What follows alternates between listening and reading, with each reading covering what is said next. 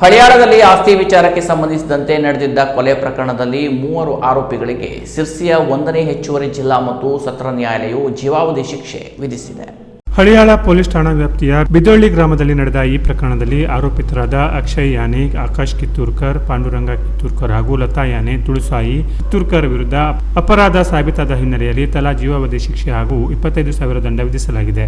ಪ್ರಕರಣದ ವಿವರಗಳ ಪ್ರಕಾರ 2ನೇ ಆರೋಪಿಯಾದ ಪಾಂಡುರಂಗ ಕಿತ್ತೂರ್ಕರ್ ಅವರ ಮೊದಲನೇ ಹೆಂಡತಿಯ ಮಗ ಕೇಶವನು ಆಸ್ತಿಯಲ್ಲಿ ತನ್ನ ಪಾಲು ಕೇಳಿದ ಹಿನ್ನೆಲೆಯಲ್ಲಿ ಆರೋಪಿತರು ಸಮಾನ ಉದ್ದೇಶದಿಂದ 3/9/2019 ಸಂಜೆ ಸುಮಾರು 5 ಗಂಟೆಗೆ ಪ್ಲಾಸ್ಟಿಕ್ ಹಗ್ಗದಿಂದ ಹಲ್ಲೆ ನಡೆಸಿ ಕೇಶವನ ಕೊರಳನ್ನ ಕಂಬಕ್ಕೆ ಕಟ್ಟಿ ಕೊಲೆಗೈದಿದ್ರು.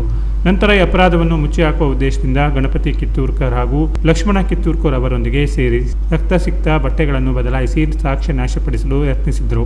ಈ ಕುರಿತು ಹಳಿಯಾಳ ಪೊಲೀಸ್ ಠಾಣೆಯಲ್ಲಿ ಬಾದಂ ಕಲಂ 302 ಹಾಗೂ 201 ಸಹವಾಚಕ 34 ಅಡಿ ಪ್ರಕರಣ ದಾಖಲಾಗಿತ್ತು. ತನಿಖೆಯನ್ನು ಪೊಲೀಸ್ ಉಪನಿರೀಕ್ಷಕರಾದ BS ಲೋಕಾಪುರ ಅವರು ನಡೆಸಿ ನ್ಯಾಯಾಲಯಕ್ಕೆ ದೋಷಾರೋಪಣೆ ಪಟ್ಟಿ ಸಲ್ಲಿಸಿದ್ರು. ಶಿರಸಿ ನಗರದ 1ನೇ ಅಧಿಕ ಜಿಲ್ಲಾ ಮತ್ತು ಸತ್ರ ನ್ಯಾಯಾಲಯ ನ್ಯಾಯಾಧೀಶರಾದ ಶ್ರೀ ಕಿರಣ್ ಕಿಣಿ ಅವರು ಅಭಿಯೋಜನೆಯ ಸಾಕ್ಷ್ಯಾಧಾರಗಳು ಹಾಗೂ ವಾದಗಳನ್ನು ಪರಿಗಣಿಸಿ ತೀರ್ಪು ನೀಡಿದರು.